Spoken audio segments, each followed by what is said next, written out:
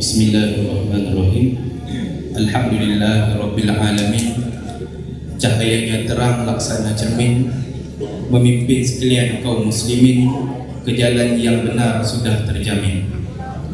Selawat dan salam Rasul utama, sekalian keluarga sahabatnya sama, sekalian pengikutnya alim ulama, penjaga bahasa sekalian lama. Yang saya hormati Ibu Pembina Yayasan Abdurrab, Ibu Dr. Susiana Tabrani dan ahli keluarga, Ketua Yayasan Abdurrab Taiwan Tabrani, Ibu Rektor Universitas Abdurrab Prof. Susi Entry, Bapak-bapak, Ibu-ibu, kalau di Malaysia, tuan-tuan dan puan-puan yang saya kasihi dan saya hormati, dan juga para ahli-ahli hormat, walaupun tidak disebut nama dan juga darjat, tidak mengurangkan pangkat dan juga ingat kita pada mereka. Memulang sirih ke tempat dagang, kacik tembaga tambah serinya. Hamba ialah orang bertandang, menumpang belas tuan rumahnya. Pantun sikit. Ikan bau masaknya sedap, sedap lagi dengan manisan sirap. Tujuan dididik memperelok adab, tempat belajarnya di Universitas Abdurrab. Jadi seperti yang diuraikan oleh Tuan Pengurusi, nama saya Syukri. Dari segi pembelajaran itu saya asalnya itu daripada peminyakan, mengkaji minyak. Tapi bila ditanya kenapa saya beralih bidang, jawapan saya mudah aja. Saya jumpa minyak di dalam kertas. Sebab harga, khazanah dan juga nilai ilmuwan, alim ulama, sarjana, budayawan kita tu lebih bernilai daripada kekayaan materi. Lebih bernilai sebab kekayaan materi ini, nilai dia itu bukan sekadar di dunia, tetapi sampailah ke akhirat. Jasa para alim ulama kita hatta menulis ataupun menyuratkan satu titik pada huruf Jawi itu pun akan ditimbang oleh Allah Subhanahu Wa Taala sampai ke kiamat, selagi mana kita membaca naskah-naskah mereka. Jadi kalau kami di Malaysia ni memanggil tulisan Arab Melayu itu dengan namanya Jawi, dan kami di Akademi Jawi Malaysia ni, walaupun biasanya orang sebut tulisan Jawi ataupun tulisan Arab Melayu, tapi kami memandangnya sebagai satu bahasa, sistem ilmu bahasa. Sebab bila kita baca naskah Raja Ali Haji, naskah banyak tuan-tuan guru kita, rupanya dia ada satu ilmu di dalamnya. Dan bila kita cakap dia sebagai satu ilmu, dia akan terkait dengan banyak perkara. Dan antara 3 perkara yang saya akan bentangkan pada hari ini, dia terkandung kepada 3 hal. Mungkin lanjut slide. Iaitu kita akan memperkatakan tentang sejarah dan kebudayaan. Kemudian kita akan cakap sikit tentang suratan Jawi ataupun literasi Jawi itu. Dan yang akhir mungkin agak baru ialah tentang ilmu bahasa Jawi itu. Sebab bila nak mengarang syair, nak mengarang pantun, apa ilmu yang dipakai? Itu yang kita mengkajilah di Akademi Jawi Malaysia. Bila kita bercakap tentang sejarah, bila kita bercakap tentang identitas, tidak dapat tidak kita akan melihat kepada perjalanan sejarah Jawi. Bagi kami di Akademi Jawi Malaysia, bila kita cakap tentang Jawi ataupun tulisan Arab Melayu itu, asal punca sejarah itu daripada lisan Nabi Muhammad sallallahu alaihi wasallam. Wa ma yantiqul anil hawa in huwa illa wahyun yuha. Tanpa Nabi Muhammad SAW, tanpa Islam, tanpa Al-Quran, tak ada Jawi dan barangkali tak ada Melayu. Mungkin masing-masing, saya, orang Perak, orang Kedah, orang Tani, orang Riau, orang Siau, orang Lingga dan seterusnya, menjadi masing-masing daerah. Tapi bila dengan datangnya Islam, bila datangnya dengan kefahaman umat berdasarkan kepada Islam itu, maka walaupun tu kita datang daripada Patani ke, daripada Kedah ke, daripada Riau ke, masing-masing kita ni rasa kebersamaan sebagai satu umat. Dan dia mempunyai sejarah yang sangat panjang, bermula daripada Nabi Muhammad SAW. Dan perjalanan sejarah kita ni, dia bukan bertempat di satu-satu negeri ataupun satu-satu daerah. Bila kita belajar tentang perjalanan sejarah Jawi kita ni, dia luas sifatnya. Ada di Terengganu, kita ada Batu Besar Terengganu. Ada di Melaka dan juga Aceh. Walaupun Aceh tu mungkin dari segi bahasa cakapnya tu kita tak faham, tapi dari segi bahasa suratnya tu kita boleh baca dan kita boleh faham. Dan dia berkembang bukan sekadar di alam Melayu ini sahaja, bahkan Jawi itu kita boleh temukan naskah-naskahnya tu sampailah ke Timur Tengah, di Mekah. Tuan-tuan guru seperti yang disebut oleh Bapak Marosa tadi, Syekh Wan Ahmad bin Muhammad Zain Al-Fatani mengarang dan menerbitkan segala kitab-kitab Jawinya tu di Timur Tengah, di Mekah, di Mesir dan juga di Istanbul. Dan seperti yang kita tahu, kita ada Raja Ali Haji yang merupakan tokoh besar yang mengarang kitab tentang ilmu bahasa Jawi yang saya akan terangkan sebentar lagi. Dan walaupun dia dari segi pada zaman kita sekarang, kita nampak dia hanya tokoh kepada Indonesia, tapi kami di Malaysia pun menganggap dia sebagai tokoh yang utama, yang diwujudkan. Sebab dahulu kita tidak dipisahkan oleh negara-negara bangsa. Sebab tu kita namakan tempat kita ni tanah air. Tanah tu kita punya, air tu pun kita punya, sama-sama Melayu. Dan seperti dalam sejarah kita pun tahu, bermula pada abad ke-20, kita semua beramai-ramai menukar tulisan yang sejarahnya 700-800 tahun itu kepada tulisan yang baru, iaitu tulisan Rumi ataupun disebut tulisan Latin. Bila kita tukar tulisan, banyak benda kita hilang. Dan salah satu benda yang kita hilang itu ialah tentang ilmu bahasa itu sendiri. Kita hanya pandang bahasa Melayu dengan tulisan Rumi. Maka kita hanya menyebut apa yang kita menulis, apa yang kita sebut. Tapi kalau orang dulu, kalau nak menulis, dia ada kaedah-kaedah dan juga ada juga disiplin-disiplin ilmu di situ. Nanti saya akan ceritakan. Dan bila kita bercakap tentang sejarah, kita tidak memandang sejarah kita di sini semata-mata, tapi kita akan pandang dalam bentuk sejarah dunia.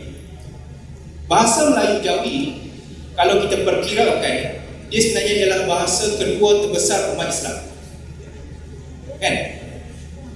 Kalau kita nak bandingkan, bahasa Arab yang paling besar lah. Kemudian daripada Aceh sampailah ke Tidore, daripada Kemboja sampai ke Pulau Jawa, 200 juta orang dan lebih bertutur dan berbicara dan menyurat dalam kalam Melayu Jawi satu ketika dulu dan sampai juga sekarang. Dan dia menyatukan, seperti yang dijelaskan oleh Pak Reda tadi, menyatukan semua bangsa kita. Kalau tidak, saya, Pak Marosa cakap kat sini semua tak faham. Walaupun kita dah berbeza negara, 50 ke 100 tahun sudah berpisah, tapi masing-masing kita mempunyai identitas yang sama, identiti yang sama. Dan identiti itu dipasakkan kepada agama, bahasa dan juga budaya. Dan dia jadi satu penyatuan yang sangat besar. Dan nama Allah Subhanahu Wa Taala, dia memilih, Allah Subhanahu Wa Taala memilih bangsa kita menjadi salah satu daripada bangsa umat Islam yang besar. Umat Islam yang paling banyak dalam dunia di negara Indonesia, campur dengan Malaysia, campur dengan selatan Thailand, campur dengan Brunei dan seterusnya. Kita lagi banyak. Dan itu salah satu takdir yang perlu kita sedari. Dan sepatutnya kita sebagai umat Islam yang paling ramai patut memberi impak kepada sejarah. Macam mana kita nak tahu kebesaran bahasa kita tu, kita bandingkan dengan bahasa-bahasa Islam yang lain, bahasa Arab, bahasa Farsi, bahasa Urdu, dan kemudian kita ada bahasa Melayu Jawi. Kita katakan dan Jawi ni sungguh pun Arab sifat dia, sungguh pun Arab rupa dia, tapi dia hakikatnya ialah huruf Arab yang telah dimelayukan. Arab dia tak boleh sebut kucing, Arab tidak boleh sebut kunyit. Kalau dia sebut kucing ataupun kunyit, dia kena jadi kujin ataupun kunjit, kan? Tapi disebabkan kebijaksanaan para ahli bahasawan kita dulu, mereka menciptakan huruf-huruf khusus bagi menampilkan bunyi-bunyi Melayu. Lepas tu dia ada huruf C, P, G, Ny dan Ng. Kalau tengok dalam, kalau kita mengkaji huruf-huruf ni, huruf P dan juga huruf Ny, Ng dan juga P tu memang asli khusus untuk orang Melayu. Dan kebijaksanaan dia mereka mencipta huruf-huruf ni ialah dengan gabungan daripada huruf-huruf Arab yang sedia ada. Hurufnya misalnya digabungkan daripada huruf Nun dengan bunyi N dengan satu lagi huruf iaitu huruf Ya. Gabungan itu menjadi huruf Nya. Dan huruf Nya ni menurut kajian ialah huruf yang paling tua dalam huruf Jawi. Sebab apa? Dia ditemukan pada batu bersurat Terengganu. Nanti saya akan tunjuk batu bersurat Terengganu. Ini batu bersurat Terengganu. Siapa boleh baca? Ini ialah dokumen ataupun artifak paling tua untuk Jawi, berusia 1303 Masihi. 150 tahun kurang lebih awal daripada masuknya Islam di Konstantinopel.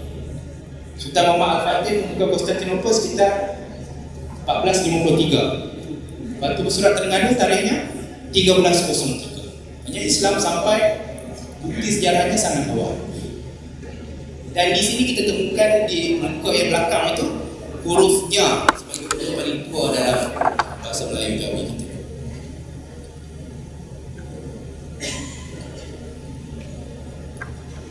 Jadi itu tentang sejarah. Jadi kita tahu sikit banyak tentang sejarah, bahawa kita dapat merasai Jawi itu dia ada roh dia ada semangat dia.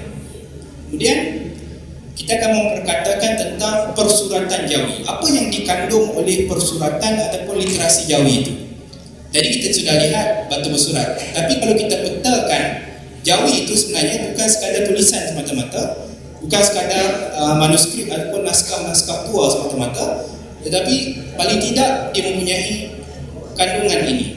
Yang pertama, dia mempunyai karangan, dan dalam karangan itu sama ada dalam bentuk kitab-kitab keilmuan, dalam bentuk terjemahan ataupun syarah-syarahan, dan juga hikayat. Dan Jawi juga di dalamnya terkandung gurindam, syair, pantun dan lain-lain. Dan dalam Jawi juga terkandung surat-surat ataupun warkah-warkah, sama ada dalam warkah rasmi dan juga warkah rakyat biasa. Dan dalam Jawi juga dia mempunyai cok mohon, hiasan dan juga catatan-catatan sejarah. Ini batu bersurat. Sekarang kalau nak lihat batu bersurat ini terdapat di Museum Negeri Terengganu. Dipamerkan kecil dia batu bersuratnya. Dan alhamdulillah maha guru kita Profesor Syed Nakir Al-Atas yang memperkenalkan bacaan batu bersurat ini dan mempertahankan tarikhnya itu sebagai 1303 Masihi. Kemudian ini ialah naskah museum yang disimpan di Museum Negeri Pahang, iaitulah naskah Hukum Kanun Negeri Pahang. Kalau tengok tu Pahang Darussalam, itu ditulis kat situ kan. Tapi yang menariknya naskah ini ialah hiasan yang terdapat pada naskah ini, iaitu dia punya bunga dan juga warna. Dan yang ini ialah emasnya, dilukis dengan dakwat emas. Jadi bila dokumen ataupun naskah tua yang begitu penting ini dibuat dengan begitu teliti dan juga dengan begitu halus mereka bentuknya tu, dan menunjukkan bahawa bangsa kita orang Melayu mempunyai kehalusan dan juga ketajaman dari segi bentuk kesenian. Ini bentuk salah bentuk kitab. Jadi Pak Merosa ada sebut Syekh Abdul Samad Palembang, ini dah kitabnya. Saya bersalin ila ibadu wa samaituhu bis sayrus salikin ila ibadati rabbil alamin. Dan ku namai akan dia kitab ni Sayrus Salikin ila ibadatil alamin. Ini dia punya kitab ni itulah. Tapi yang menariknya pada kitab ni kita dapat lihat dia namakan bahasa yang digunakan pada kitab ni. Kalau kita boleh baca, aku terjemahkan kitab ini dengan bahasa Jawi, serta aku tambah dengan beberapa faedah yang baik-baik supaya memberi manfaat dengan dia. Maknanya bagi para alim ulama kita, bahasawan kita yang terdahulu, bila dia mengatakan bahasa yang disuratnya tu dinamakan dia sebagai bahasa Jawi. Saya akan jelaskan kenapa sebentar lagi.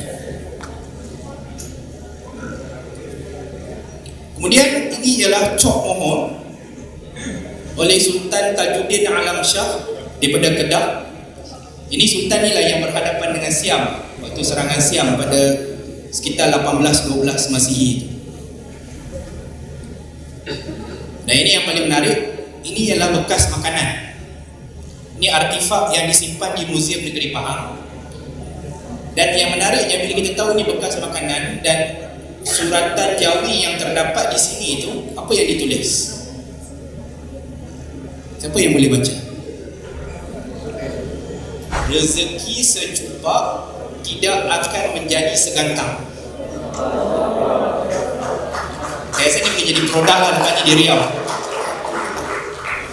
Bagi kita bila melihat artifak ni, kita akan nampak bahawa bukan Jawi itu bukan sekadar hiasan semata-mata, tetapi dia mengandungi roh tasawuf di situ, dan nasihat dan juga ingatan pada benda-benda yang begini. Jadi itulah Jawi.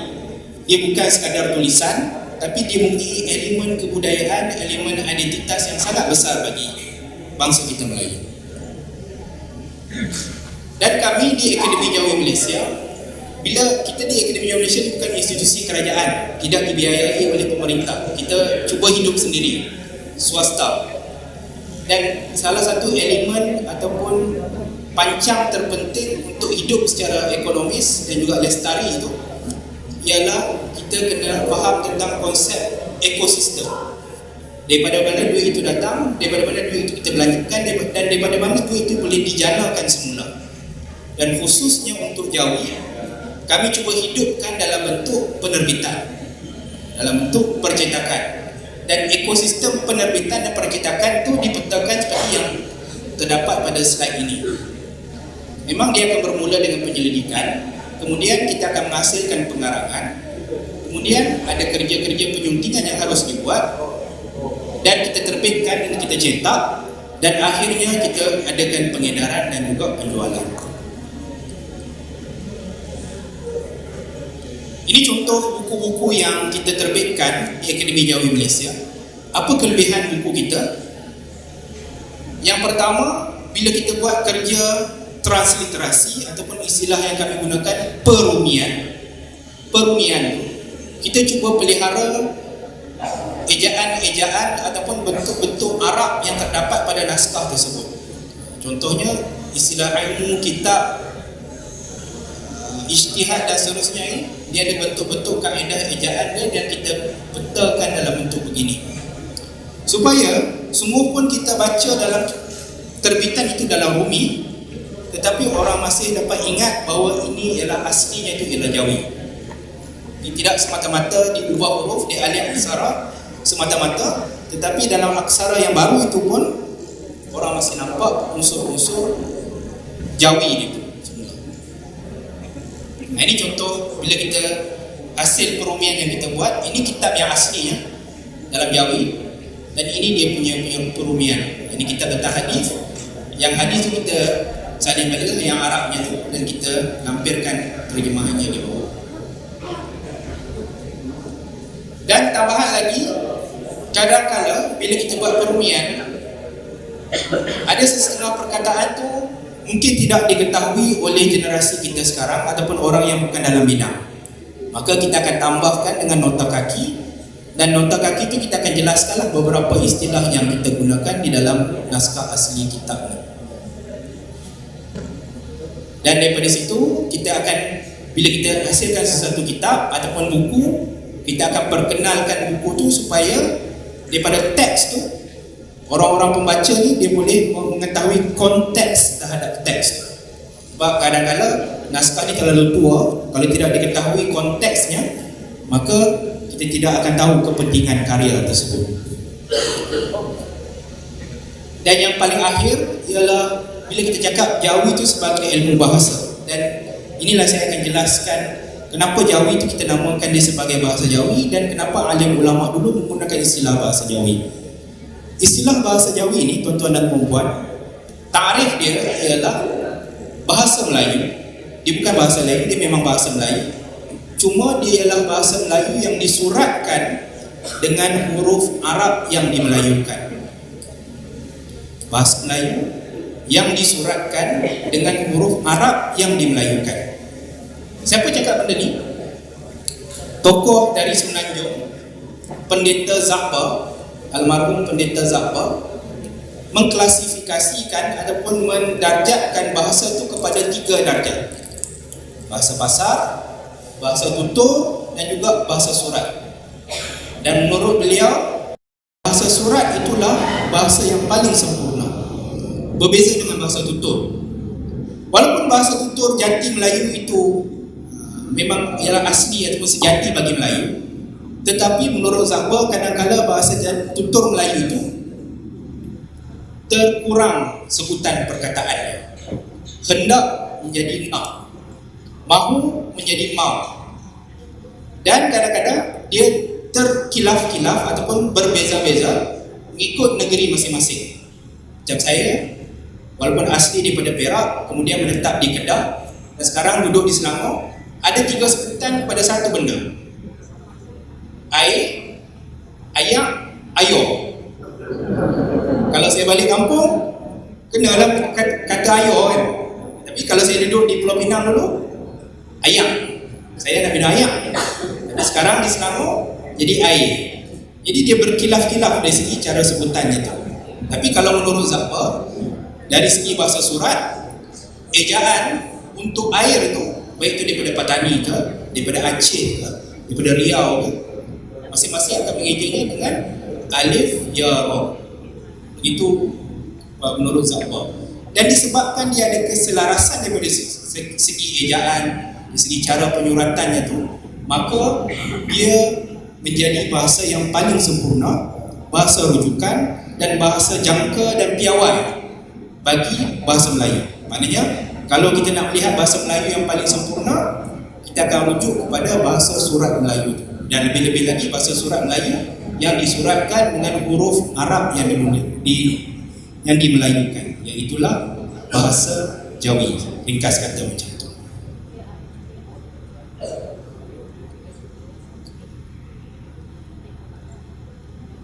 Jawi ini kalau kita petakan dalam ilmu-ilmu yang lain, di mana letak duduk dia? Bagi kami di Akademi Jawi, Jawi itu sejajar ataupun sedarjat dengan ilmu bahasa Arab. Kalau kita betul-betul nak mengkaji Jawi itu, mungkin kita ada fakultas bahasa, di bawahnya itu ada departemen bahasa Arab, sepatutnya ada di sebelahnya itu adalah departemen bahasa Jawi. Sebab apa? Di dalam Jawi itu ada dia punya nahwunya, ada dia punya saraf dia, dan ada dia punya balaghah dia. Dan bagi kami melihat Jawi inilah bidang-bidang ilmu yang terkait dengan ilmu bahasa Jawi. Ilmu tentang huruf, ilmu tentang tanggaman. Tanggaman ini ialah saraf bagi Jawi lah. Kalau contoh macam istilah buat, kita boleh kembangkan istilah buat tu menjadi banyak, 21 lagi perkataan. Buat, membuat, memperbuat, memperbuatkan, memperbuati, seterusnya. Sampai tahap yang paling panjang tu, kami pernah tanggamkan tu menjadi yang tak memperbuatkan dia. Itu tanggaman bahasa Jawi yang paling panjang yang pernah kita jumpa. Dia dan punya maksud yang tersendiri, dan itu terkandung dalam ilmu tanggaman. Dan ilmu bahasa Jawi itu juga terkandung di dalamnya ialah ilmu jalan bahasa ataupun tata bahasa. Cuma tata bahasa itu sangat kuatlah pengaruh Arabnya, dan dia ada ilmu balaghah. Misalnya kalau kita nak membuat membuat pepatah, bidalan, kiasan, inilah bidang ilmunya. Dan memang ada kitab khusus yang membicarakan tentang ilmu wabah patah, bidalan dan seterusnya. Akhirnya, bila sudah menguasai ke semua bidang ilmu ni, bersedialah seorang penuntut ilmu itu untuk mengarang dan juga membaca naskah-naskah tua Jawi. Dan naskah tua Jawi itu dia ada disiplin dia, iaitu warkah, prosa ataupun nathar, dan juga syair. Pantun, kalau menurut disiplin ilmu bahasa Jawi itu, kalau hendak dikuasai, awalnya perlu menguasai syair dulu. Sebab syair itu keempat-empat barisnya tak perlu pembayang. Berbeza dengan pantun, dia perlu pembayang terlebih dahulu, kemudian baru dikarang maksudnya. Tapi syair keempat-empat itu sendiri ialah maksud, jadi dia lebih mudah. Kuasai ilmu syair, kemudian barulah kuasai ilmu mengarang pantun. Dan untuk betul-betul menguasai lagi ilmu Jawi itu, kita akan belajar tentang ilmu sejarah dan juga falsafah. Macam mana kita tahu tentang bidang-bidang ilmu ini? Berdasarkan sebuah kitab yang dikarang oleh Tuan Guru Ahmad Yaakob Al-Johori, meninggal sekitar 1998, dan beliau petakan ilmu dalam bahasa Jawi ini dengan ilmu yang terdapat dalam bahasa Inggeris dan juga ilmu yang terdapat dalam bahasa Arab. Jadi dia tengoklah semua peristilahan ataupun perbahasaan Jawi yang digunakan untuk ilmu bahasa. Salah satu bidang ilmu yang kita belajar dalam Jawi ialah bagaimana untuk menggalur ataupun menganalisis bahasa itu. Contohnya macam ayat itu, Ali kambingnya itu lari. Jadi kita akan tanya, siapa yang lari? Kenapa kita tahu kambing itu lari? Sebab dia ada tanda-tanda dekat sini. Tanda apa? Tanda nya tu. Dan kita pun boleh tahu dekat mana dia punya pemula kata dan juga berita kata, ataupun subjek, objek, ataupun mubtada khabar dia tu. Jadi daripada sini kita boleh membina dan memahami naskah-naskah tua Jawi yang lebih kompleks. Ini yang tanggaman yang saya sebutkan tadi, ini bentuk disiplin ilmu tanggaman tu. Tak memperbuatkannya lah. Ini kita jumpa dalam kitab Muhammad Said Sulaiman, Penokok dan Penambah dalam bahasa Melayu. Ini cara disusun tanggaman tu. Maka kalau kita nak bina satu perkataan, dia akan tambah satu demi satu di depan untuk mengembangkan maknanya. Dan ini naskah daripada Raja Ali Haji, dan Raja Ali Haji sangat terkenal dengan dua kitabnya yang sangat penting, iaitu Bustanul Katibin dan juga Kitab Pengetahuan Bahasa. Dalam kitab Bustanul Katibin, kita dapat jumpa bagaimana huruf-huruf Melayu itu dapat dibentuk. Ini salah satu bahagian daripada manuskrip tulisan tangan beliau. Ditunjukkan bagaimana sesuatu huruf itu dirangkaikan menjadi satu perkataan. Ada satu penemuan yang menarik yang kita jumpa. Ada satu huruf Melayu yang telah pupus, tapi kita temukan semula daripada naskah-naskah tua ni, iaitulah huruf hamzah dengan ya bertitik.